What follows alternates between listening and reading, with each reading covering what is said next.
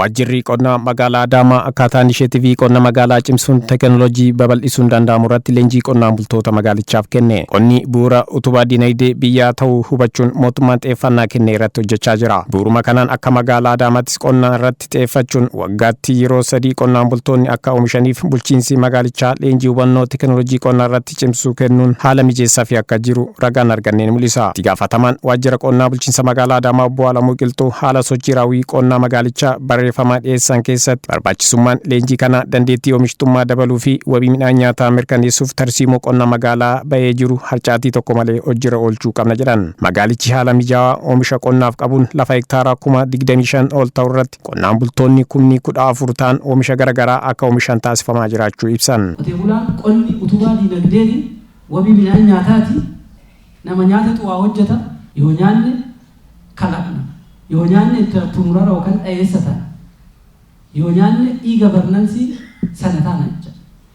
Qonni utubaa biyyaati. Utubaa biyyaa kana kan qabatee ni deemaa jiru. Utubaa biyyaa kana kan utubee utubaa ta'ee fi deemaa jiru qonnaan bulaadha. Qonnaan bulaa kana wajjiniin hubannoo wal fakkaataa, ejjennoo wal fakkaataa qabachuudhaaf leenjiin kun qophaa'ee jecha.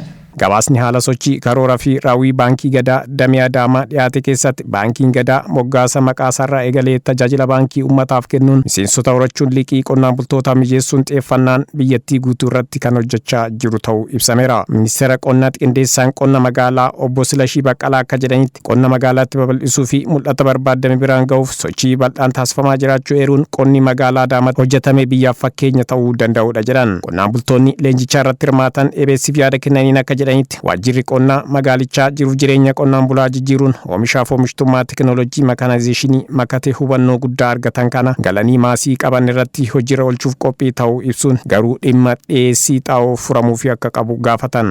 Misooma dammaa, misooma aannanii akka taatu itti amannaa ijaanis agarree gochaanis arrarraa jammaree to'i biyya keenya misoomsuraayii kutannoodhaan itti seennaa namoota keenya kakaafne to'i nuyi mootummaan ifan curaa dhaabbatee nus jabaanne to'i hiyyummaa kana ofirraa kuffisuudha biyya keenya misoomsuudha kutannee kaanee jirra. Oddoo bal'aa qabna lafa bal'aa qabna waan ta'eef odduma keenya keessatti oomishachee nyaachuun nan danda'a. Bootaa xiqqoo irratti wanti guddaa akka hojjetamu arge. Gallee irratti hojjechuudhaaf qophii irra jira waan ta'eef kompoostii akkasitti argachuu hin dandeenyu. Kompoostii ammaaf hin argannu. Jala ga'ee jira asmaraadha.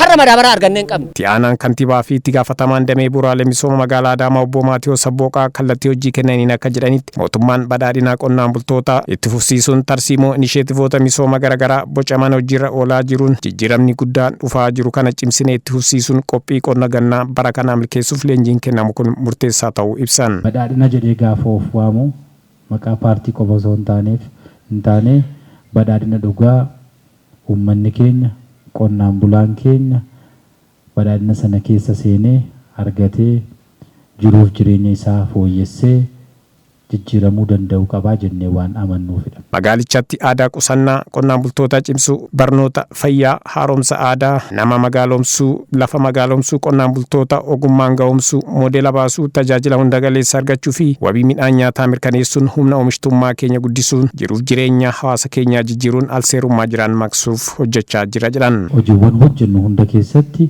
uummanni keenya hirmaachuu waan qabuuf waan hirmaate kanarraa fayyadamuu akka inni qabuuf jecha hubannoo cimsuudhaaf waan qabatamaan lafa jiru akka ilaaltan waan barbaanne waan gaarii ta'e akka fudhattanii itti fufsiistan waan sirrachuu qabu immoo osoo kan akka itti sirreessitanii nuun jettanii waan isin yaadanuuf kaastanii fudhannee galtee waan godhannuuf.